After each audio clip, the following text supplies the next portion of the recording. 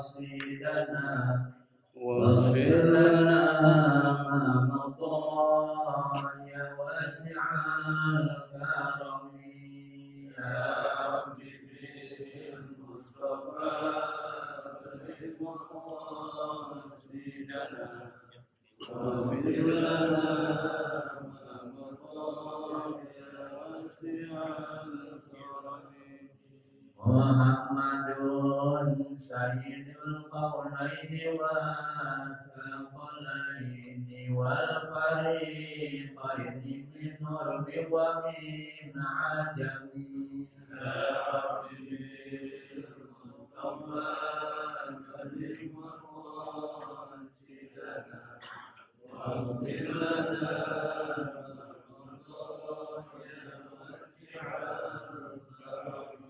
هو الحبيب الذي ترجى شفاعته لكل هول من الأهوال مقتحم يا ربي بالمصطفى بلغ مقاصدنا واغفر لنا ما مضى يا واسع الكرم يا ربي واجعل رجائي غير منعكس لديك واجعل حسابي غير منخرم يا ربي بالمصطفى بلغ مقاصدنا واغفر لنا ما مضى يا واسع الكرم وامن على جمعنا الحاضر بمغفرة تمحو خطايانا في بدء ومختتم يا ربي بالمصطفى بلغ مقاصدنا واغفر لنا ما مضى يا واسع الكرم وصل ربي على المختار ما طلعت شمس النهار ولاحت أنجم الظلم يا ربي بالمصطفى بلغ مقاصدنا واغفر لنا ما مضى يا واسع الكرم والآل والصحب والأنصار من تبعوا هداه واعترفوا بالعهد والذمم يا ربي بالمصطفى بلغ مقاصدنا واغفر لنا ما مضى يا واسع الكرم اللهم صل وسلم وبارك عليه اللهم صل وسلم وبارك عليه. بسم الله الرحمن الرحيم. الحمد لله رب العالمين. اللهم صل وسلم على سيدنا محمد الفاتح لما أغلق والخاتم لما سبق ناصر الحق بالحق والهادي إلى صراطك المستقيم وعلى آله وأصحابه حق قدره ومقداره العظيم. سبحانك لا علم لنا إلا ما علمتنا إنك أنت العليم الحكيم ولا حول ولا قوة إلا بالله العلي العظيم. رب اشرح لي صدري ويسر لي أمري واحلل عقدة من لساني يفقهوا قولي. أما بعد. Ma'asyiral hadirin jamaah Masjid Al-Ikhlas yang dimuliakan, dibanggakan oleh Allah Subhanahu wa taala.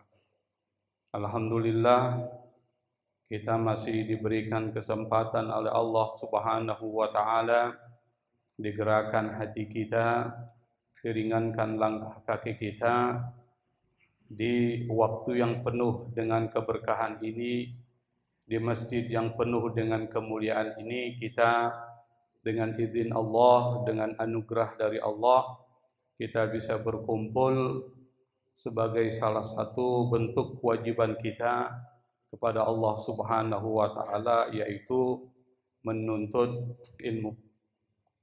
Dan memang waktu-waktu yang paling berkah itu adalah waktu setelah sholat subuh sampai terbitnya matahari. Kenapa saya mengatakan ini adalah waktu berkah? Karena Nabi pernah mendoakan. Dan doa Nabi pasti akan dikabulkan oleh Allah Subhanahu wa taala. Apa doa Nabi tersebut? Allahumma barik li ummati fi bukuriha. Ya Allah, berkahi umatku pada waktu-waktu antara selesai sholat subuh sampai terbit matahari. Jadi alhamdulillah tidak banyak orang-orang yang dipilih oleh Allah Subhanahu wa taala untuk mendapatkan keberkahan, dan alhamdulillah kita termasuk orang-orang yang dipilih oleh Allah Subhanahu wa taala. Pada kesempatan kali ini kita akan melanjutkan pembahasan kita masih dalam kajian hati, yaitu mengenai tentang obat hati yang kelima. Pada pertemuan-pertemuan sebelumnya kita sudah membahas obat hati yang pertama, yaitu tentang taubat. Yang kedua kita bahas tentang qanaah. Yang ketiga kita membahas tentang ikhlas. Yang keempat kita membahas tentang tawakal. Dan alhamdulillah kita sampai pada obat hati yang kelima, yaitu tentang ridha. Ridha terhadap takdir Allah Subhanahu wa taala. Kalau bicara tentang ridha, ridha ini adalah satu kalimat dalam bahasa Arab yang sudah diakomodir, sudah diadopsi dalam bahasa Indonesia. Jadi bahasa Indonesia ini adalah bahasa miskin, ya. Kenapa? Karena banyak mengadopsi dari istilah-istilah atau kata-kata bahasa Arab. Misalnya tawakal, itu diambil dari bahasa Arab. Kemudian sabar, diambil dari bahasa apa itu, Pak? Bahasa Arab. Syukur, diambil dari bahasa Arab. Ikhlas, diambil dari bahasa Arab. Masjid, musola, apalagi sih yang diambil dari bahasa Arab? Banyak sekali. Jadi bahasa Arab itu mempunyai kontribusi besar terhadap pengembangan bahasa Indonesia, termasuk kata ridha. Nah, ridha ini adalah sama dengan bentuk tawakal, dan bahkan merupakan buah dari tawakal yang kemarin kita sudah bahas. Kalau orang tawakal menyerahkan, memasrahkan semua kehidupannya, semua urusannya kepada Allah Subhanahu wa taala, berarti dia percaya kepada orang atau zat yang dititipkan sesuatu urusan itu. Nah, itu bicara tentang iman. Jadi buah iman itu tawakal, dan hasil dari tawakal terakhir adalah ridha, yaitu satu sikap di mana hati kita tenang kepada pilihan Allah. Jadi bukan pilihan kita. Kalau pilihan kita banyak kepentingan, Pak, banyak motif. Kalau kita milih sesuai dengan hawa nafsu kita, itu banyak kepentingannya. Belum tentu baik di sisi Allah. Bahkan dalam Al-Quran, Allah pernah mengingatkan, boleh jadi apa yang kau suka itu buruk di sisi Allah. Boleh jadi apa yang kau benci itu baik di sisi Allah. Kematian. Di sini ada nggak yang suka kematian? Kalau suka, silahkan berangkat sekarang kan. Nggak ada yang suka kan? Tapi belum tentu sesuatu yang Anda tidak suka, itu nggak baik di sisi Allah. Boleh jadi itu baik di sisi Allah. Kenapa? Bagi orang-orang yang amalnya bagus, itu baik di sisi Allah Subhanahu wa taala. Dia pulang kepada Allah Subhanahu wa taala dengan membawa bekal yang banyak. Dan tentu nanti akan dimuliakan oleh Allah di alam kuburnya, terlebih lagi di alam akhirat. Jadi itu baik bagi dia. Tapi bagi orang kafir, itu buruk bagi dia, kematian. Kenapa? Karena disitulah awal di mana dia mendapatkan penyiksaan di alam kubur, nanti menunggu sampai alam akhir. Oleh karena itu maka ridho itu menjadi penting. Ketenangan hati kepada pilihan Allah terhadap hambanya. Kita serahkan saja sama Allah pilihannya. Makanya nanti di sini Pak akan muncul persoalan besar. Apakah doa kepada Allah itu bentuk tidak ridho kepada takdir Allah? Kan muncul persoalan. Lalu apakah doa itu menjadi penting? Padahal kita disuruh ridho dengan segala ketentuan dan takdir Allah Subhanahu wa Ta'ala. Di sinilah banyak perdebatan terkait dengan persoalan tersebut. Kenapa kita menyerahkan terhadap pilihan Allah? Allah nggak mungkin salah. Allah nggak mungkin salah. Ketika Allah berikan sakit kepada kita, Allah nggak mungkin salah, Pak. Tapi kita kadang-kala mengeluh dengan apa yang diberikan oleh Allah Subhanahu wa Ta'ala. Ketika Allah berikan rizki kepada Anda sekian, Allah nggak mungkin salah. Tapi karena kita kadang-kala suka mengeluh, maka kita mengeluh dengan rizki yang diberikan oleh Allah Subhanahu wa Ta'ala. Di dalam bahasa Arab, istilah ridha itu disebut sukunul qalbi ila qadimi ikhtiyarillahi lil abdi bi annahu ikhtara lahul afdala fayarda bihi. Yang artinya di sebelah kanan ini. Ketenangan hati kepada pilihan Allah terhadap hambanya, bahwa Allah memilihkan yang terbaik kepadanya. Makanya orang yang sudah makamnya makam ridho itu orang yang luar biasa. Ridho itu ada macamnya Pak. Ini yang seringkali banyak orang keliru. Ada ridho anillah, ada ridho billah, ada ridho biqada'illah. 3. Kalau ridho anillah maksudnya adalah Anda ridho dengan semua apapun yang sudah Allah tentukan. Itu ridho anillah. Tapi kalau ridho billah, itu ridho kepada Allah yang menciptakan kita sebagai Tuhan kita dan yang mengatur urusan kita. Itu ridho billah. Makanya Nabi memerintahkan kita mengucapkan raditu billahi rabban wa bil islami dinan wa Muhammadin nabiyyan wa rasula. Itu diajarkan tuh. Suruh kita baca. Kalau perlu setiap hari dibaca. Raditu billahi rabban wa bil islami dinan wa Muhammadin nabiyya. Aku ridho kepada Allah sebagai Tuhan. Ridho terhadap Islam sebagai agama. Dan ridho Muhammad sebagai Nabi. Kita ucapkan. Ridho billah. Kalau ridho anillah, ridho dengan segala apapun yang ditentukan oleh Allah Subhanahu wa Ta'ala. Makanya dalam Al-Quran ada sebutan radhiyallahu anhum wa radu an. Allah ridho kepada mereka dan mereka itu para sahabat-sahabat Nabi ridho kepada Allah Subhanahu wa Ta'ala. Dan ayat ini bicara tentang as-sabiqunal awwaluna minal muhajirin wal ansar. Orang-orang terdahulu dari kelompok muhajirin dan kelompok ansar itu telah diridhoi oleh Allah Subhanahu wa Ta'ala dan mereka ridho kepada Allah Subhanahu wa Ta'ala. Maka kita nggak boleh mencela sahabat Nabi, Pak. Karena Allah sudah ridho. Kan ada sekte dalam Islam, terutama Syiah yang bulat ya. Itu seringkali mencela Abu Bakar, mencela Umar dan para sahabat-sahabat Nabi. Nah, yang seperti itu yang pertama tidak ada adab kepada Nabi. Karena Nabi mengatakan, ashabi kan nujum. Sahabat-sahabatku seperti bintang.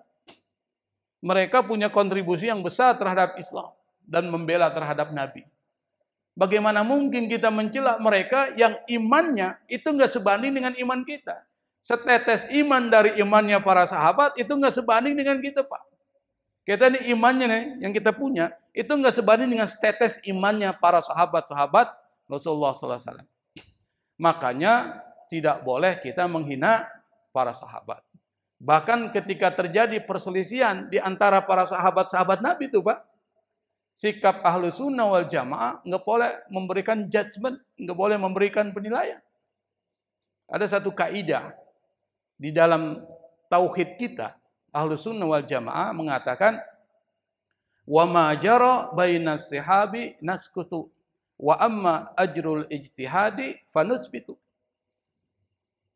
perselisihan pendapat yang terjadi di kalangan para sahabat, kita diam aja, nggak usah kita komentari. Kan terjadi itu konflik antara Siti Aisyah dengan Ali bin Abi Thalib, perang Jamal. Siti Aisyah istri Nabi, anak Abu Bakar.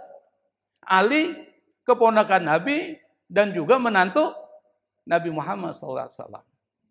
Artinya apa? Ali sepupu Nabi dan juga keponakan menantu dari Rasulullah SAW. Ini orang yang dekat dengan Rasul. Tapi terjadi konflik. Apa sikap kita? Naskutu, diam aja. Nggak usah memberikan komentar. Sementara mereka berijtihad terkait dengan persoalan itu, kita tetapkan pahala kepadanya. Maksudnya apa? Kalau salah dapat 1, kalau benar dapat 2. Itu prinsipnya. Barang siapa yang berijtihad, fa'akhtaha falahu ajrun wahid, kata Nabi. Dia dapat 1 pahala. Wa in asab, kalau dia benar, falahu ajrun, dapat 2 pahala. Itu kalau para sahabat-sahabat. Kita tidak boleh memberikan penilaian. Karena apa? Karena Allah sudah ridho kepada mereka, dan mereka pun ridho kepada Allah. Yang kedua adalah mereka sahabat-sahabat Nabi yang memang sudah dipuji oleh Nabi Muhammad sallallahu alaihi wasallam. Dan yang ketiga, ini yang jadi pembahasan kita. Ar-ridha biqada'illah. Ridha dengan qada dan qadarnya Allah. Kalau qadar, qada dan qadar ini beda, Pak. Kalau qadar itu ketentuan yang Allah sudah tentukan. Faqaddarna taqdira. Allah sudah tentukan di alam azali. Nah, ketika ketentuan itu lalu berlaku kepada kita, itu namanya qada. Tapi ketentuan azali namanya qadar. Makanya kita disuruh beriman dengan apa? Iman dengan takdir, itu qadar. Qadar itu adalah ketentuan azali yang sudah ditentukan oleh Allah. Kita ini sudah ditentukan semua nih, Pak. Cuma kita nggak tahu. Nah, kalau ketentuan itu terjadi kepada kita, Allah tentukan di alam, di Lauhil Mahfuz, catatan-catatan Allah, kita hari ini duduk di sini nih. Nih, duduk di sini. Itu sudah ditentukan. Lalu kemudian kita melaksanakan ketentuan itu namanya qada. Qada. Jadi paham ya? Nah, apapun yang terjadi kepada kita, itu diperintahkan oleh Allah dan Nabi Muhammad SAW untuk ridho. Mana contohnya? Para Nabi dan Rasul luar biasa, Pak. Itu ridho terhadap Allah tinggi. Sebagai contoh misalnya Nabi Ibrahim. Nabi Ibrahim ini bukan sembarang Nabi ini, Pak. Makanya sebagai bentuk balasan terhadap Nabi Ibrahim, itu anak keturunannya rata-rata jadi Nabi. Itu salah satu bentuk. Bahkan Ka'bah yang merupakan legasi, warisan dari Nabi Ibrahim. Itu kemudian kita umat Islam mengitarinya dalam bentuk tauf setiap saat.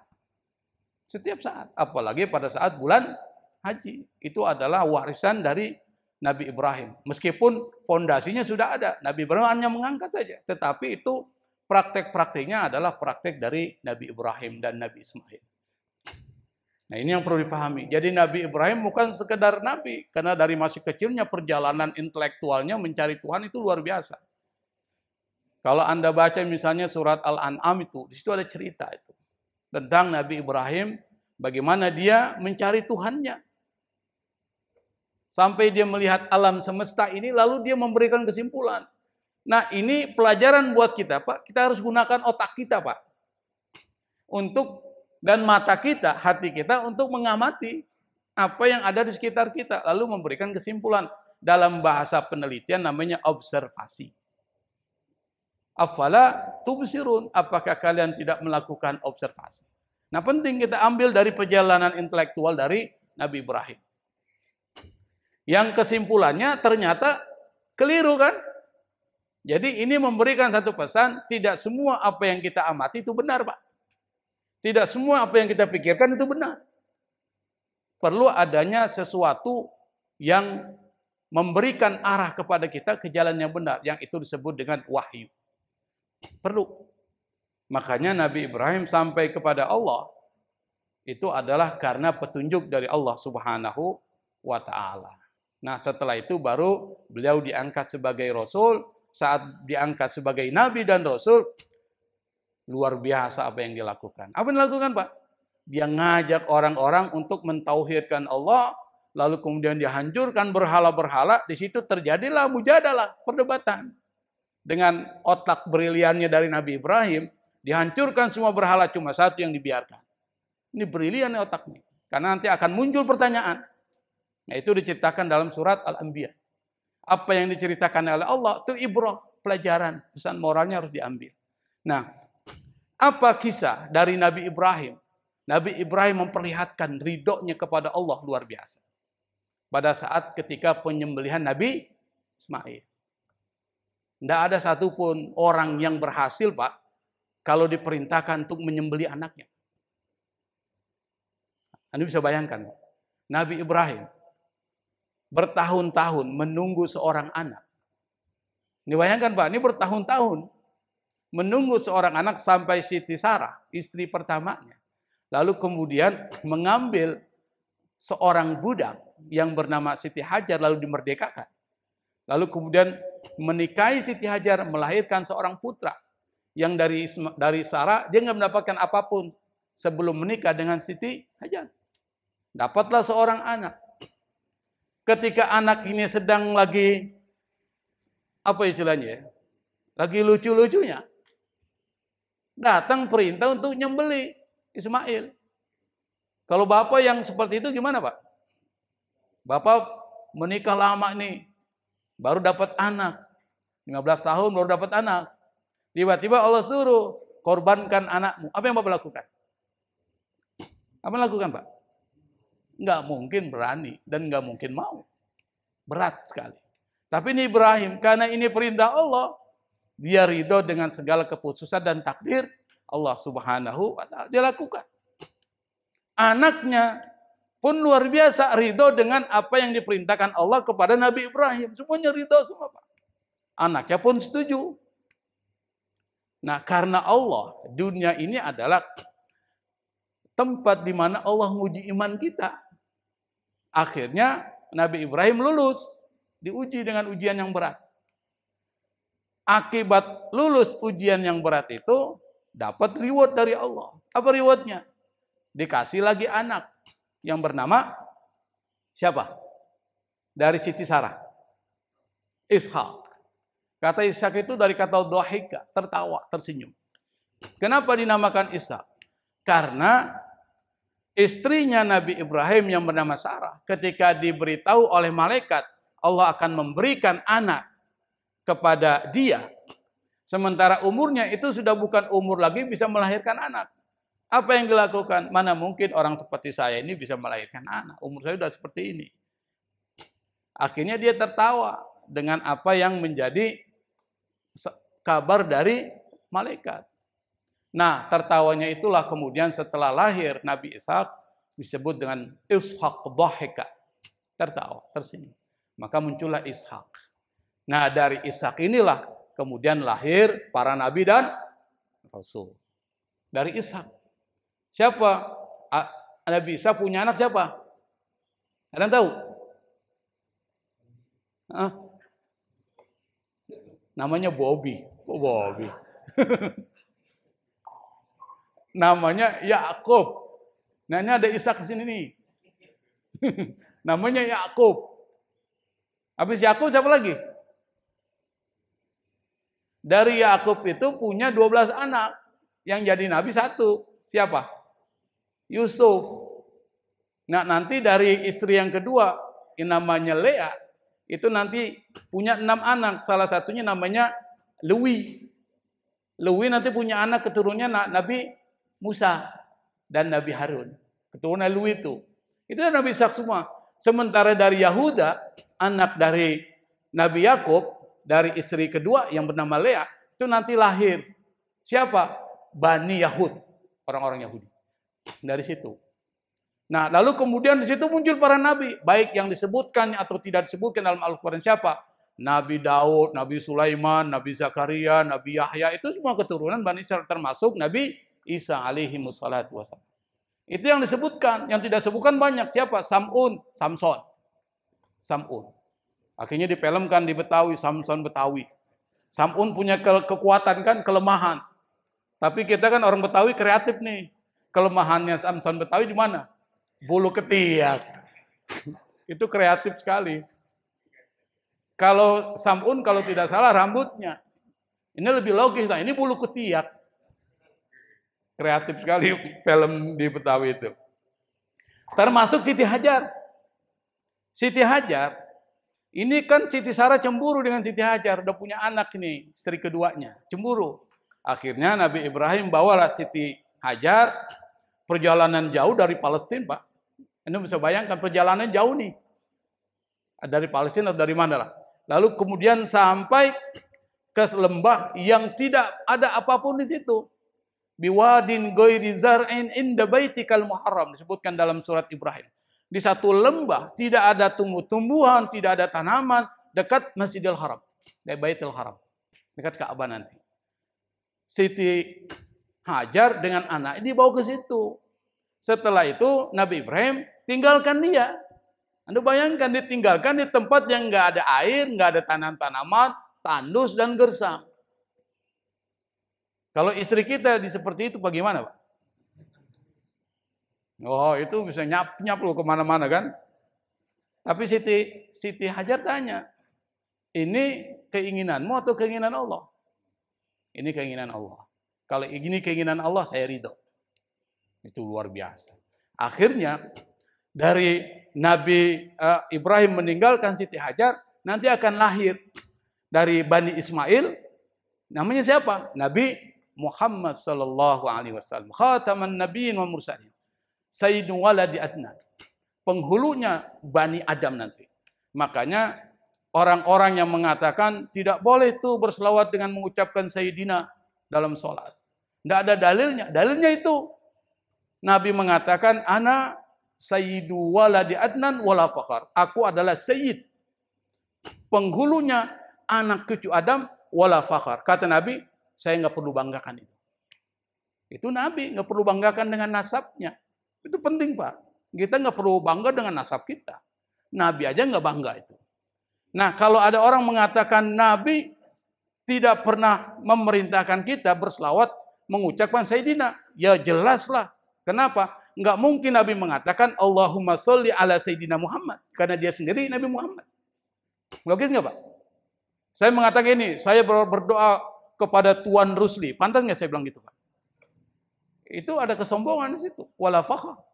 Makanya Nabi mengatakan ketika sahabat bertanya kepada Rasul, ya Rasul, kaifa nusalli alaik? Bagaimana kami berselawat kepada engkau? Allahumma sholli ala Muhammad wa ala ali Muhammad. Itu pelajaran di situ. Nah, itu diambil tuh oleh kelompok-kelompok yang mengatakan tidak ada Sayyidina. Padahal adab kita, mazhab Syafi'i ini, dan disebutkan oleh Imam Suyuti, imam dari mazhab Syafi'i, ulama dari mazhab Syafi'i yang sangat produktif di dalam karya-karyanya, dia mengatakan kalau ada yang mengatakan tidak ada dalil, dalilnya adalah ini, yaitu ana sayyidu waladi Adnan wala fakhar. Aku adalah sayyid atau penghulu dari semua anak cucu Adam dan tidak ada kebanggaan sama sekali. Nah, ini dalilnya. Nah, ini sedikit intermezzo lah supaya kita, karena saya pernah di debat itu. Mana dalilnya, Ustaz? Saya bilang ada dari Imam Asyuti. Nah, sekarang pertanyaannya adalah kenapa ridho itu menjadi penting, menjadi satu syariat yang diwajibkan kepada kita oleh Allah Subhanahu wa taala supaya mempunyai sikap ridho. Yang pertama, tanda Anda beriman, sebenar-benarnya iman itu ridho. Di mana bisa dibuktikan? Coba An-Nisa ayat 65 itu ada satu statement dari Allah, fala warabbika la yu'minuna hatta yuhakkimuka fima syajara bainahum thumma la yajidu fi anfusihim haraja mimma qadaita wa yusallimu taslima. Kata Allah, sekali-kali tidak demi Allah, la yu'minun, tidak beriman, hatta sampai yuhakkimuka, mereka menjadikan engkau ya Nabi apa? Fima syajara bainahum, terhadap perselisihan yang terjadi di antara mereka, tsumma la yajidu, setelah engkau putuskan la yajidu, mereka tidak menemukan fi anfusihim, di dalam diri mereka, harajan, keberatan. Jadi kalau Nabi sudah putuskan A, tidak ada lagi keberatan. Jangan sami'na wa asaina, jangan. Apalagi sami'na wa fakkarna, kami dengar, kami pikirkan. Atau kami dengar, kami tidak laksanakan. Tapi sami'na wa atau kalau Nabi sudah menyebutkan dalam hadis-hadisnya, jalankan. Tapi jalankan semampu kita. Harajan mimma qadaita, dari apa yang kau putuskan, wa yusallimu taslima, dan menyerahkan itu semuanya kepada Allah Subhanahu wa taala. La yu'minun, tidak beriman. Makanya orang yang ridho dengan qada Allah, takdir Allah, itu adalah tanda beriman. Yang memasukkan orang ke dalam surga adalah imannya.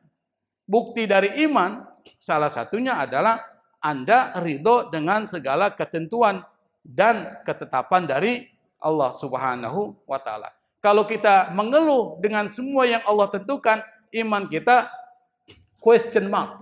Apa question mark itu? Tanda tanya besar.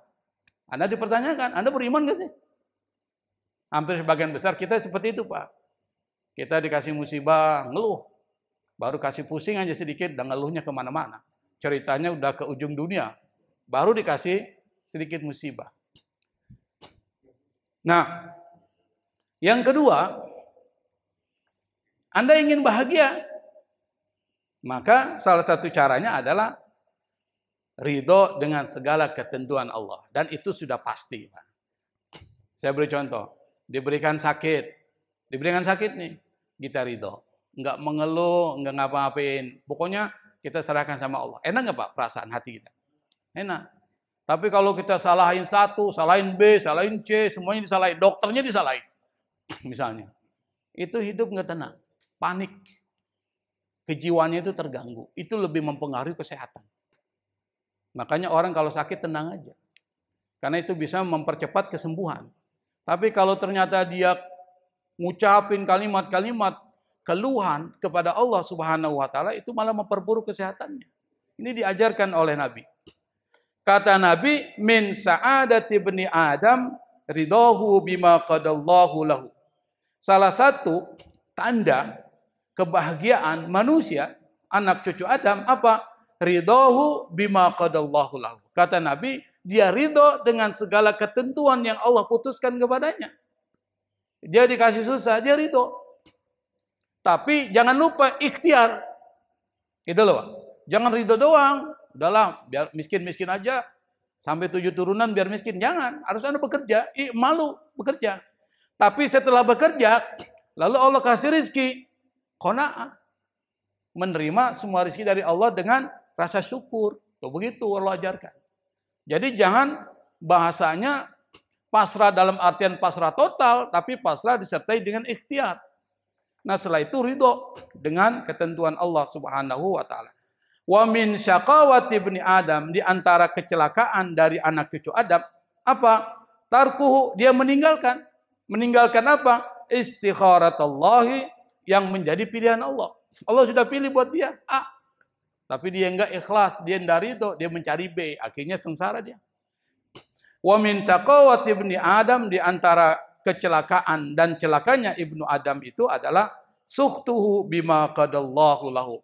Dia benci, dia murka, dia marah. Dengan apa? Bima qadallahu lahu. Dengan apa yang Allah putuskan. Ini Nabi yang ngajarin kita. Apa yang disampaikan Nabi itu datang dari Allah Subhanahu wa taala. Apa yang datang dari Allah demi kebaikan kita. Kenapa? Karena Allah yang ciptain kita. Allah yang ciptakan kita. Allah yang ciptakan kita, Allah tahu apa yang baik buat kita. Seperti pabrik mobil menciptakan mobil. Lalu kemudian pabrik mobil membuat panduan terhadap perawatan mobil untuk mobil itu menjadi lebih baik. Bikinlah buku panduan tuh. Kalau Anda beli mobil, lalu tidak menjalankan apa yang menjadi panduan di dalam buku, mobil perawatan mobil tersebut, kira-kira cepat rusak nggak? Cepat rusak. Tapi kalau Anda mengikuti panduan itu, mobil itu awet. Sama itu.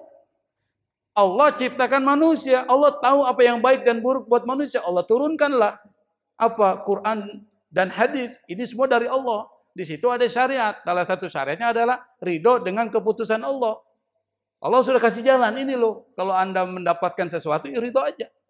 Itu akan dapat kebahagiaan. Tapi kita malah nggak setuju. Kita murka, kita benci. Yang terjadi adalah apa? Kita akan mendapatkan kecelakaan. Ini disebutkan oleh Nabi Muhammad SAW. Diriwayatkan oleh Imam At-Tirmidzi dan disahihkan oleh Imam Al-Hakim dalam kitab Al-Mustadrak. Dan Az-Zahabi, ulama itu setuju dengan apa yang dikatakan Al-Hakim. Dan kemudian hadis ini dihasankan oleh Al-Hafiz Ibnu Hajar Al-Asqalani dalam kitab Fathul Bari. Nah, Ibnu Hajar Al-Asqalani ceritanya panjang, tapi insya Allah sewaktu-waktu kita akan ceritakan. Dia menjadi ulama besar, awalnya bukan orang pintar dia, orang bodoh Pak. Tapi kemudian menjadi orang pintar sampai memberikan syarah terhadap kitab Sahih Bukhari namanya Fathul Bari. Waktu baru itu beberapa jilid itu. Nah, kebahagiaan, sa'adah, itu ketenangan. Ketenangan batin sehingga memunculkan kesabaran dan rasa syukur. Itu yang disebut oleh Nabi. Anda kalau bahagia, itu tenang. Kalau orang tenang hati, maka menerima apapun, dia sabar dan syukur.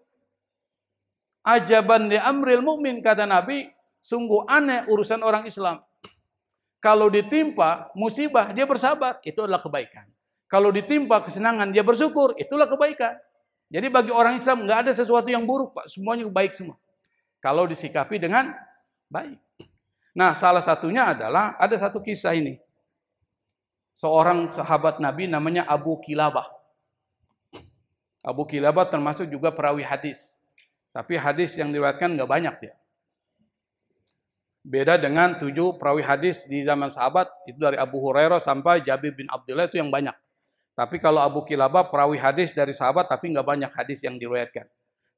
Beliau ini tangannya buntung, kakinya buntung, telinganya tidak bisa mendengar, sulit didengar, matanya buta, cuma lisannya yang bisa bicara. Kira-kira menderita nggak orang itu Pak? Menderita nggak? Menderita banget tuh. Nggak ada orang yang lebih menderita kecuali itu. Mata nggak bisa melihat, telinga nggak bisa mendengar, tangannya buntung, nggak bisa melakukan apa-apa, kaki nggak bisa berjalan karena buntung. Itulah penderitaan. Satu ketika dia tinggal di satu kemah di wilayah Mesir. Ini Abu Kilabah. Ada 4 orang datang, dilihat ada satu kemah yang agak jauh dari tempat itu. Ketika dia melewati kemah itu, dia dengar ada suara.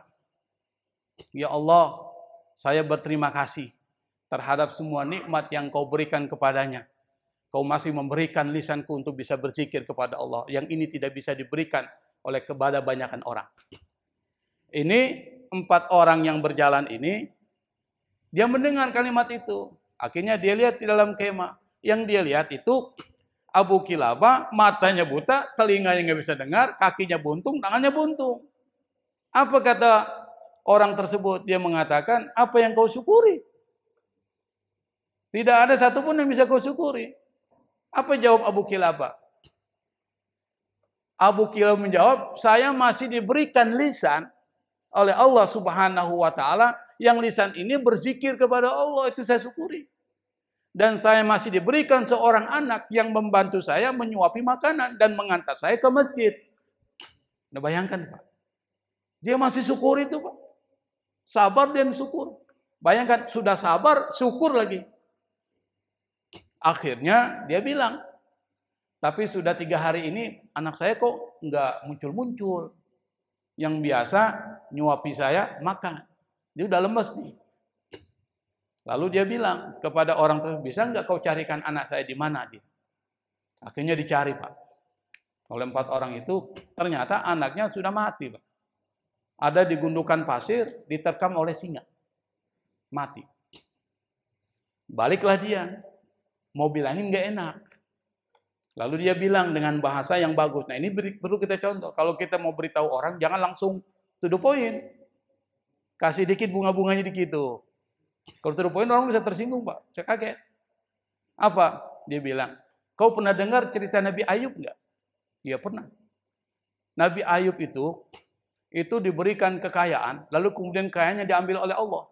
Apa yang dilakukan Nabi Ayub? Sabar. Tuh, bahasanya bagus nih. Kau pernah dengar cerita Nabi Ayub? Bagaimana anak-anaknya dimatikan oleh Allah Subhanahu wa Ta'ala? Iya, pernah. Apa yang dilakukan oleh Nabi Ayub? Dia bersabar. Nah, saya beritahu engkau, anakmu itu sudah meninggal.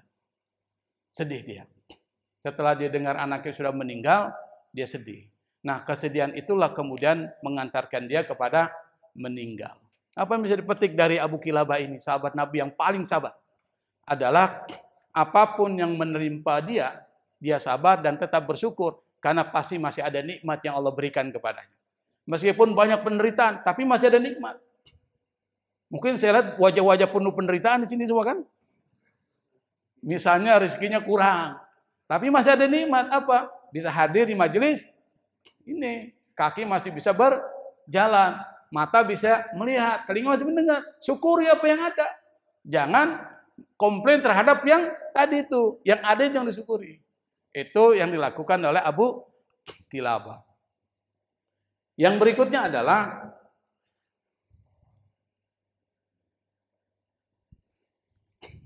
apa tandanya? Nah, ini perlu kita lihat. Kalau ada ini sama kita, maka Anda termasuk orang yang ridho. Pertama, nggak pernah komplain.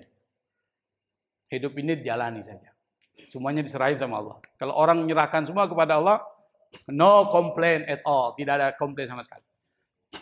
Yang kedua, menerima setiap ketentuan Allah dengan hati yang rela dan baik sangka. Jadi Allah kasih susah kita, husnuzon sama Allah. Jangan buruk sangka. Ini Allah nggak adil. Allah nggak sayang sama saya ini. Kayaknya saya doang yang dikasih begini nih. Yang lain kagak ini. Itu orang nggak pernah sholat itu. Hidupnya enak banget. Saya yang sholat setiap hari jamaah di musola masjid. Kok susah terus? Nah, itu namanya buruk sangka sama Allah. Jangan, husnuzon aja. Mungkin ada hikmah di balik itu. Mungkin apa yang kita benci belum tentu buruk. Apa yang kita suka belum tentu baik. Mungkin itu baik buat Anda. Hidup Senin Kemis, Pak. Misalnya, kadang makan, kadang kagak. Dikasih rezeki sesuai dengan itu. Bayangkan kalau seandainya Anda dikasih uang 10 miliar. Bisa baik nggak kepada orang itu? Bisa baik nggak, Pak? Bisa jadi dia langsung mati, Pak. Kenapa? Kaget. Saking banyak uang itu, naiklah tekanan darahnya, lari ke jantung. Jahat, matilah dia. Berarti buruk tuh, belum tentu bagus. Makanya apa yang Allah kasih, syukuri aja. Nggak usah terlalu komplain. Ya Allah, kenapa saya kok hidup saya susah? Syukuri aja. Semuanya sudah ditentukan oleh Allah Subhanahu wa Ta'ala. Dan ada kisah seorang sahabat Nabi. Ini saya contohkan lagi. Kisahnya banyak sebenarnya yang bisa jadikan pelajaran. Imran bin Husain. Beliau ini adalah seorang qadhi di Basrah. Basrah ini Irak.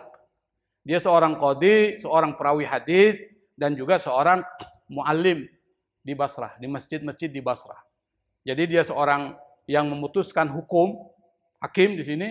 Kemudian dia perawi hadis, karena para sahabat-sahabat Nabi rata-rata dia ahli Quran dan ahli hadis. Nggak mungkin Quran doang. Kalau dia Quran ahli, otomatis ahli hadis. Itu satu paket. Kalau dia ahli Quran ahli hadis, berarti ahli fikih. Begitu, satu paket. Jadi ulama itu ente pakarnya di Quran. Dia enggak, kalau dia pakar Quran otomatis dia ngerti hadis, otomatis dia ngerti fikih, karena fikih dasarnya hadis, Quran. Otomatis. Nah, Imran bin Husain ini seorang qadhi, perawi dan seorang muallim di Basra. Beliau dikasih penyakit sampai 30 tahun, Pak. Ada nggak di sini pernah dikasih penyakit sampai 30 tahun? Nggak ada kan? Ini 30 tahun. Dia nggak berobat? Nggak berobat. Nah, ini sebagai tanda, boleh nggak orang yang sakit nggak berobat? Boleh. Kalau makamnya sudah tinggi. Kalau makamnya seperti Anda, berobat, Pak. Kalau nggak mati. Kalau dia sudah tinggi makamnya, karena apa? Ridho dengan takdir Allah. Kalau kita berobatlah, kita pakai kaidah yang pertama yang dikatakan Nabi membuat orang awam, kalau Anda sakit, cari obat. Likul lidain dawa, setiap penyakit ada obatnya, kita berobat, itu ikhtiar. Tapi orang seperti ini, dia sudah tingkatan makomnya tinggi, Dia nggak berobat, 30 tahun dia nggak berobat. Sampai para sahabat bilang, ya Imran, kenapa engkau tidak berobat? Apa kata Imran? Saya lebih senang berada di dalam apa yang dicintai oleh Allah, apa yang diinginkan oleh Allah. Maksudnya apa? Dia lebih senang sakit yang sudah Allah tentuin. Dia lebih senang itu. Kenapa? Itu ketentuan Allah. Nah, bayangkan Pak. Kalau saya nggak mau Pak begitu Pak. Saya berobat itu. Setengah mati kalau sakit kita ini. Lalu kemudian ketika dia meninggal, apa yang dia lakukan? Dia pesan kepada keluarganya, sembelih unta dan bagikan buat orang-orang yang hadir pada saat kematiannya. Berarti apa? Karena kematianku bukan sesuatu yang perlu disedihkan, tapi kematianku adalah sesuatu yang perlu dirayakan. Itu orang hebat. Jadi kematian bukan sesuatu yang Anda harus tangisi. Kalau orang baik itu Anda harus bahagia. Kenapa? Dia kembali kepada Allah yang ciptain dia. Keabadian dan kebahagiaan yang abadi. Itu yang perlu dipahami. Akhirnya setelah dia meninggal itu dilaksanakan wasiat dari Imran bin Husain, dan ini menjadi dasar kalau orang meninggal Pak, itu bagus tuh kalau seandainya dia memberikan makan kepada yang hadir. Caranya gimana? Caranya bisa dibantu oleh tetangga-tetangga, saudaranya, tapi jangan memberakan orang yang keluarga yang meninggal, itu intinya. Jadi ini sebenarnya cerita ini itu membantah orang yang melarang itu. Melarang apa? Melarang tahlilan, melarang memberikan makan dan sebagainya. Ini bagi contoh dari kisah Imran bin Husain, sahabat Nabi yang luar biasa. Dan yang terakhir adalah